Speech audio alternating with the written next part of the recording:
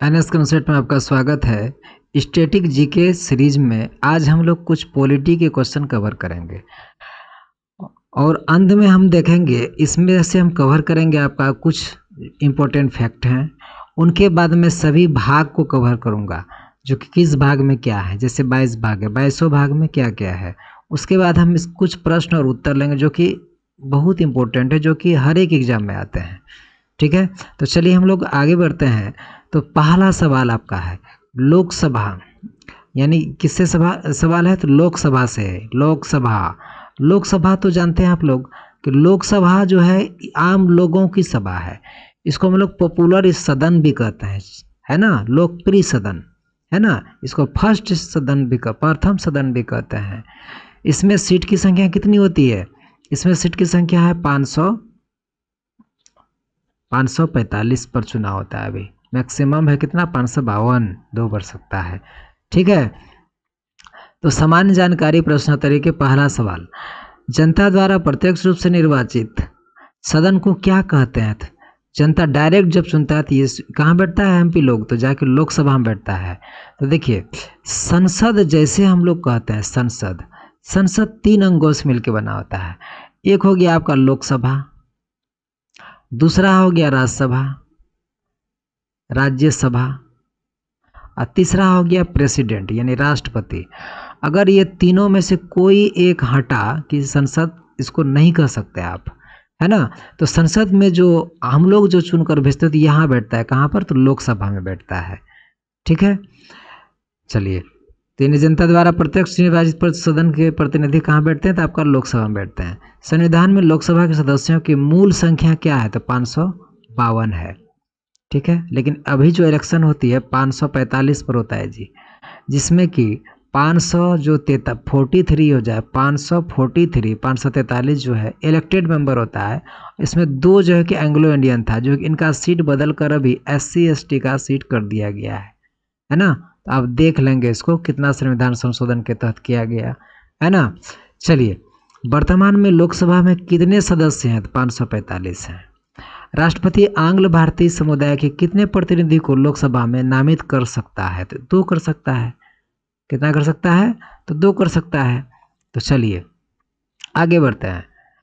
लोकसभा में किस आधार पर सीटें आवंटित होती है? ये होता है जनसंख्या के आधार पर होता है। वर्तमान लोकसभा में प्रत्येक राज्य के लिए स्थानों को आवंटन किस पर आधारित है? स्थान का जो आवंटन होता है ये 1971 की 1971 की जनगणना पर आधारित है। ठीक है, लोकसभा का प्रत्येक राज्य स्थानांतरण जो यहाँ से कितना सीट रहेगा, इस स्टेट में कितना सीट है, ये जो देख रहे हैं आप 1971 का जनगणना पर ही आधारित है। कौन सी लोकसभा के चुनाव 4 चरण में हुए? 14वीं लोकसभा चुनाव जो हुआ था ये 4 चरण में हुआ था। लोकसभा का सदस्य बनने के लिए न्यूनतम आयु कितनी होनी चाहिए? तो ये होना चाहिए आपका 25 वर्ष। देखिए, लोकसभा के लिए 25 वर्ष, राज्यसभा के लिए 30 वर्ष, राष्ट्रपति का 35 ईयर्स, उपराष्ट्रपति का 35 ईयर्स, आपका जो है कि राज्यपाल के लिए भी 35 ईयर्स, है ना। MLA के लिए 25 साल, समझे ना। यानी जब 25 साल का व्यक्ति लोकसभा का सदस्य बन सकता है तो 25 साल का व्यक्ति प्रधानमंत्री भी बन सकता है। चलिए आगे, कौन सा राज्य सबसे अधिक प्रतिनिधि लोकसभा में भेजता है? तो ये उत्तर प्रदेश है। ठीक है, उत्तर प्रदेश के बाद सबसे अधिक संसदीय क्षेत्र किस राज्य में है? तो महाराष्ट्र में है। किस राज्य में लोकसभा सदस्यों की संख्या सबसे कम है? तो सबसे कम आपका नागालैंड में है, सिक्किम में है और मिजोरम में है। नागालैंड, सिक्किम और मिजोरम, यहाँ पर जो लोकसभा सदस्यों की संख्या सबसे कम है। लोकसभा का नेता कौन होता है? तो प्रधानमंत्री होता है। लोकसभा का नेता कौन होता है? लोकसभा का नेता कौन होता है? तो लोकसभा अध्यक्ष को कहते हैं। लोकसभा का नेता किसको कहते हैं? लोकसभा अध्यक्ष को कहते हैं, है ना। अच्छा, चलिए आगे, भूतपूर्व संसद सदस्यों को पेंशन व्यवस्था कब लागू की गई? ये 1976 से, 1976 से जो संसद रिटायर कर जाएगा उसको पेंशन भी मिलेगा।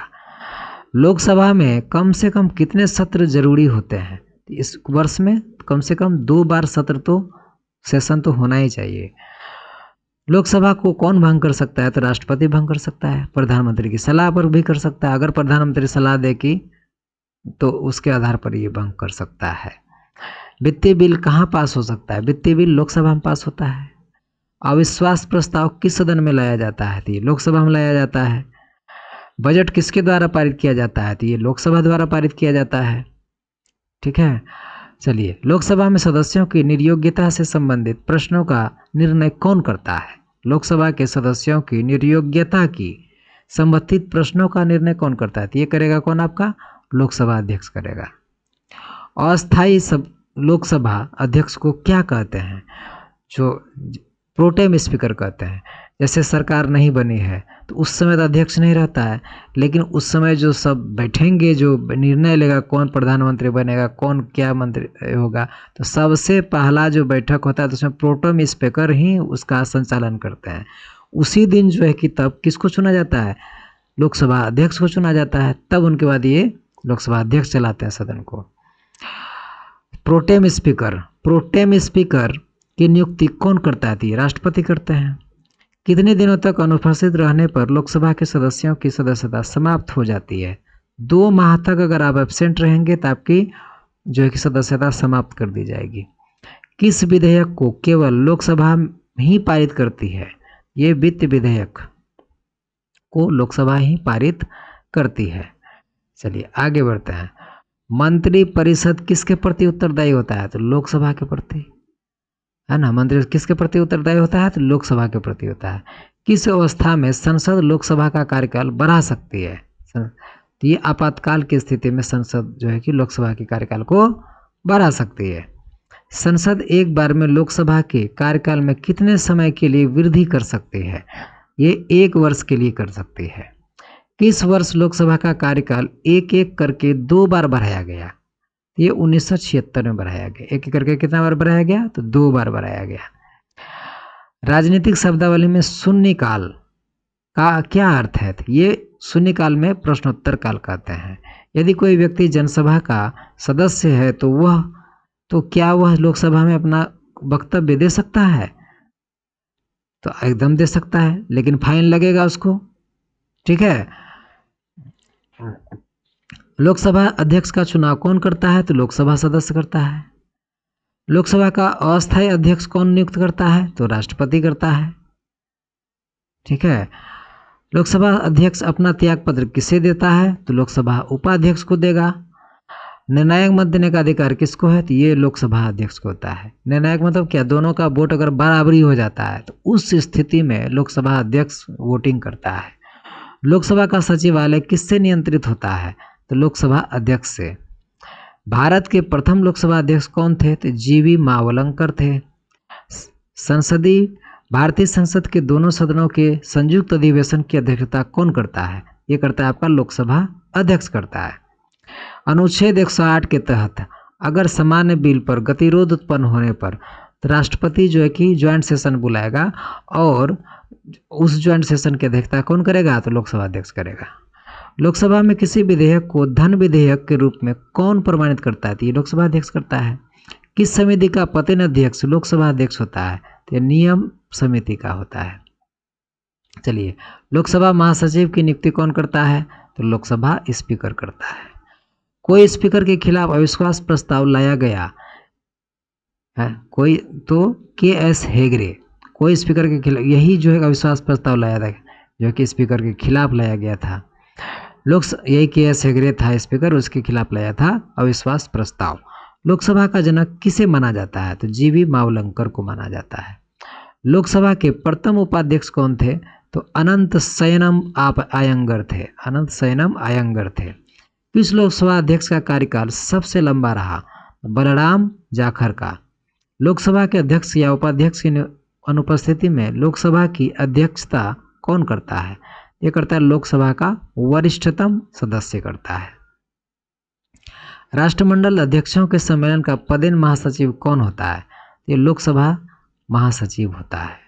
राष्ट्रमंडल जो का सम्मेलन का जो पदेन महासचिव होता है, जो लोकसभा महासचिव का नियुक्ति करता है लोकसभा अध्यक्ष। चलिए, भारत के लोकसभा अध्यक्ष किस देश के हाउस ऑफ कॉमन्स के अध्यक्ष की तरह होते हैं? ये इंग्लैंड का, ठीक है, लोकसभा हाउस ऑफ कॉमन्स कहते हैं वहाँ पर। लोकसभा का सचिवालय किसके प्रत्यक्ष पर्यवेक्षण एवं नियंत्रण का कार्य करता है? तो ये लोकसभा अध्यक्ष करता है। भारत की प्रथम महिला लोकसभा अध्यक्ष कौन है? ये आपका मीरा कुमार है, बाबू जगजीवन राम की बेटी, जो बिहार से बिलोंग करती है ना। तो चलिए आगे हम लोग, मैंने इतना को देखा, अब हम लोग चल जाते हैं क्या कि संविधान के कुछ भाग हैं इसमें, ठीक है। तो ये बड़ा न हो जाए तो इसमें आपका ये 10 मिनट का ऑलरेडी वीडियो हो चुका है, तो चलिए हम इसको दूसरा वीडियो में कवर करेंगे, ठीक है। तो चलिए, थैंक यू, देखने के लिए धन्यवाद।